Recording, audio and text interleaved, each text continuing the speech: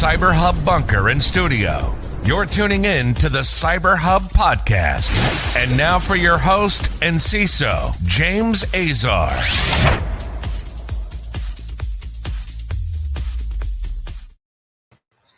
Good morning, everyone. Happy Monday, August 16th, 2021, the Practitioner Brief. I'm James Azar, your host and CISO. Welcome to this morning's show. We've got a busy one ahead, including fixing the grammar of some of the people who are writing these stories today. Everyone for tuning in. We are live on Facebook, LinkedIn, and YouTube. This show is live Monday through Thursday at 0900 hours or 9 a.m. Eastern Standard Time. That is New York time for all of those who need a little bit of help. If you're part of our global audience, we'll say good morning to the awesome Christoph Foulon. Good morning, good sir. Anthony, good morning, all. Good morning to you too, sir. Harshel, good morning. Welcome to this morning's show. I hope everyone had a magnificent, relaxing weekend.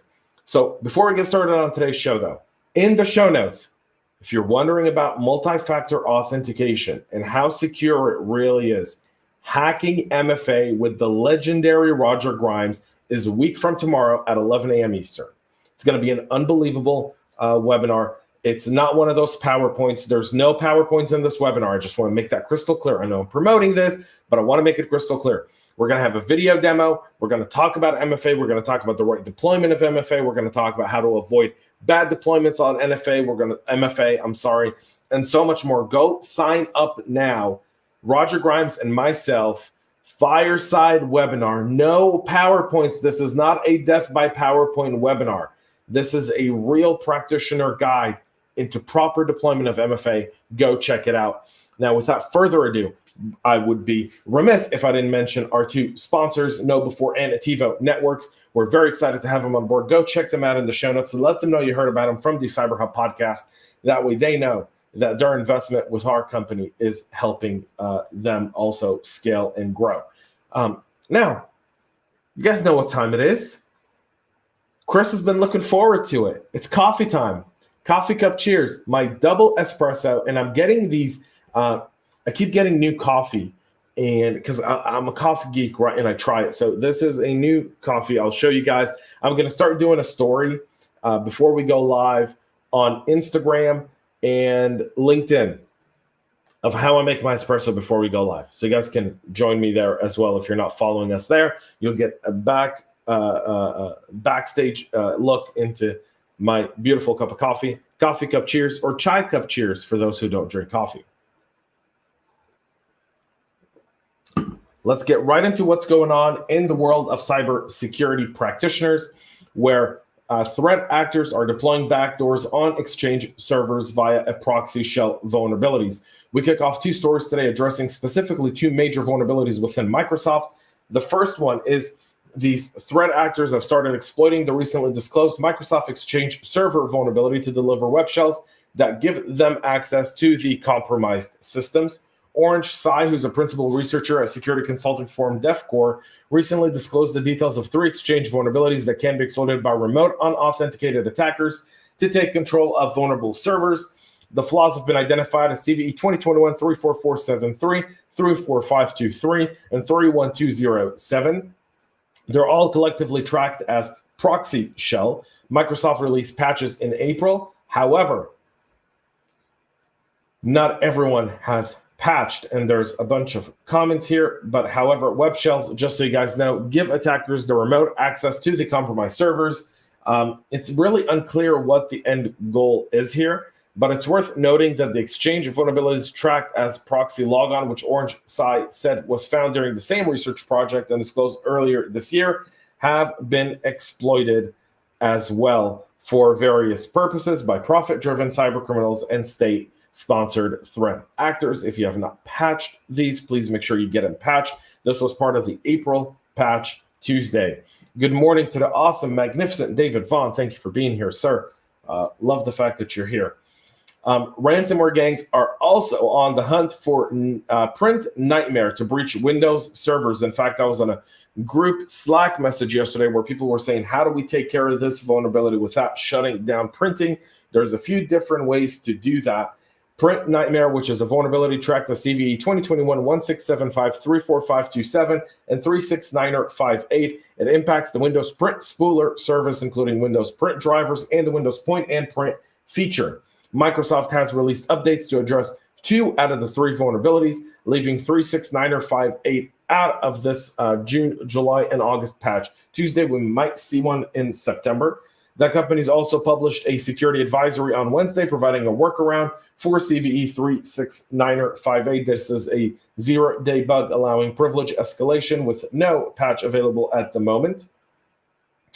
CrowdStrike researchers have found that the Magnabar ransomware gang is now using PrintNightmare exploits for these exact purposes in attacks against South Korea, against South Korean victims as well. And upon compromising the unpatched servers of PrintNightmare, Magnabar drops an obfuscated DLL loader, which gets first injected into a process and later unpacked to perform local file traversal and encrypt files on the compromised device, essentially stages leading up to a ransomware attack.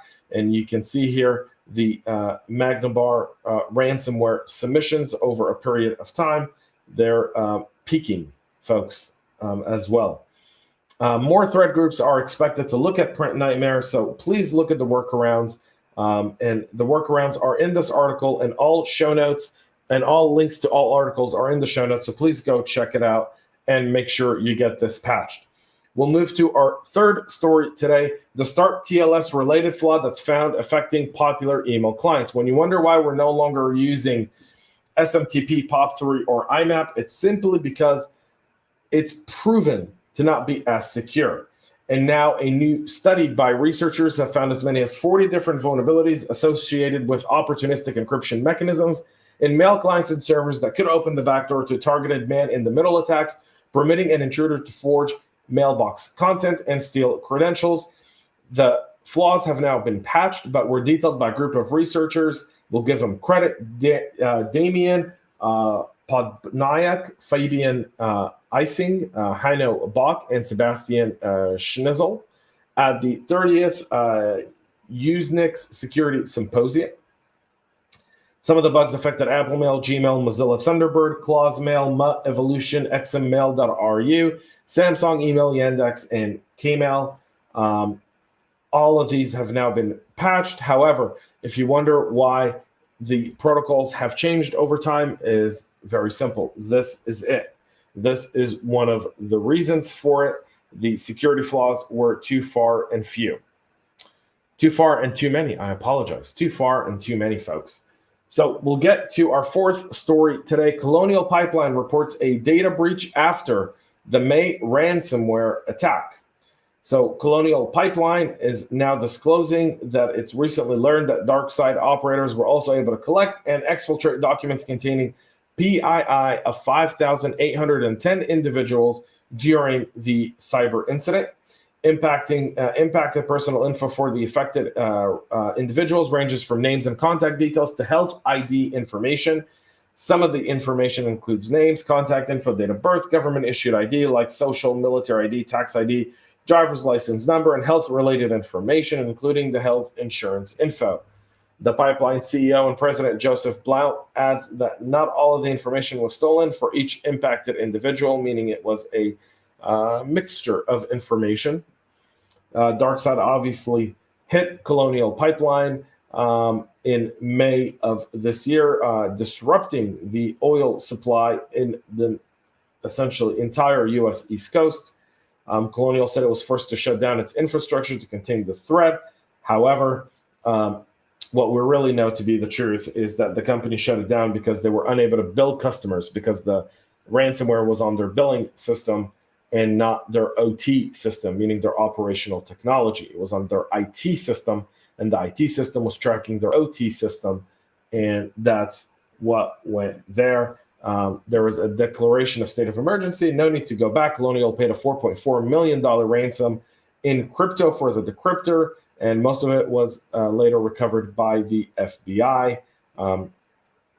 So now we know that there was a data breach as well with Colonial, something that is surely to resonate and stick around as we look at more of that. over time, simply because what we're seeing now is the back end piece of it. Good morning to Matt Lee, who's joining us. Matt, hope you're doing well and had a good weekend.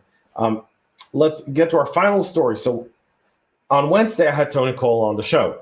We talked about what at the time was the largest crypto theft in modern history, $613 million.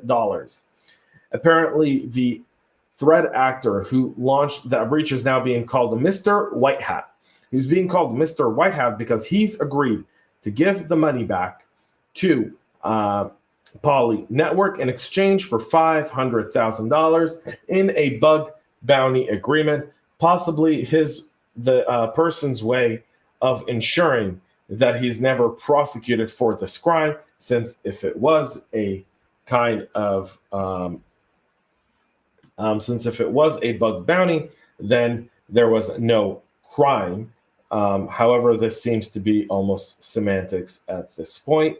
Poly Network says, we think this behavior is white hat behavior. Therefore, this $500,000 USD will be seen as a completely legal bounty reward rather than maybe paying ransom. Although if you had $613 million, why you would settle for you would settle for 500,000 remains to be seen. However, that's the case here. Very, very interesting development and something that started in Wednesday of last week.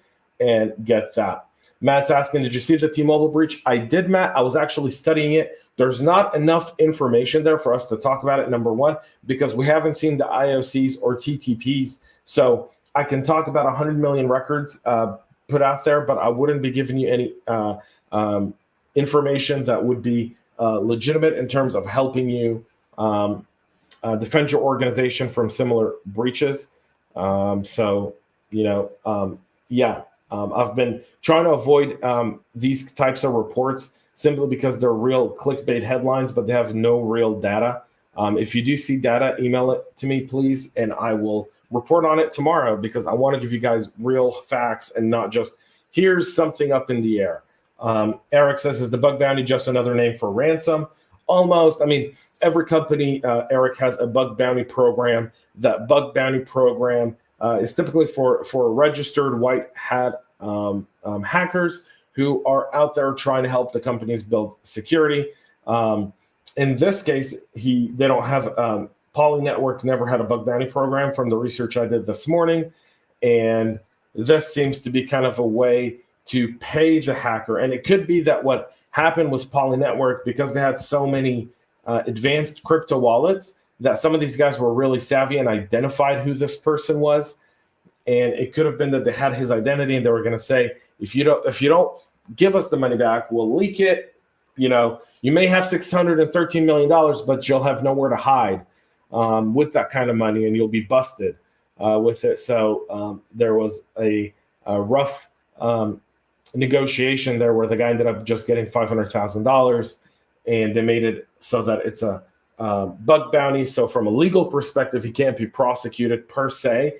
It'd be interesting to see if they do prosecute him for something like this, but that's the case for now, Eric. Harsha says there's something very fishy about that. I completely agree. Something smells really, really fishy.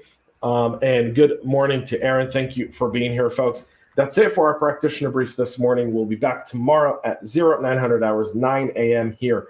Now, for anyone who is a veteran, over the weekend, we've seen a ton of stuff go on in Afghanistan. If you need someone to talk to, if you just want to unload somewhere, yours truly, just shoot me a message. We'll get on a call. We might organize a Zoom call for people later, either today or tomorrow, to have a conversation about it. So you're not alone. 22 a day is a real number, folks. If you know someone who served, who may seem a bit off over the last few days, just understand for many people who went overseas and fought there, this is a very, very difficult time to see that. Please, please, please, if you need help, reach out. We don't. None of us here judge. I know there's a ton of veterans watching right now, but we don't judge. We really do want to be there for one another because we are accountable for one another, even beyond the battlefield. We're accountable to one another and supporting one another until we are all meeting our maker. So until then, thank you so much, everyone. Reach out to a veteran. If you know anyone in your life, just text them and let them know you appreciate them. This weekend has not been an easy one for many of us. I know that for sure. So until tomorrow, we'll see you then. And stay cyber safe, folks. Cheers. We love feedback, so make sure to connect with us on social media and subscribe to our podcast on your favorite podcast listening platform.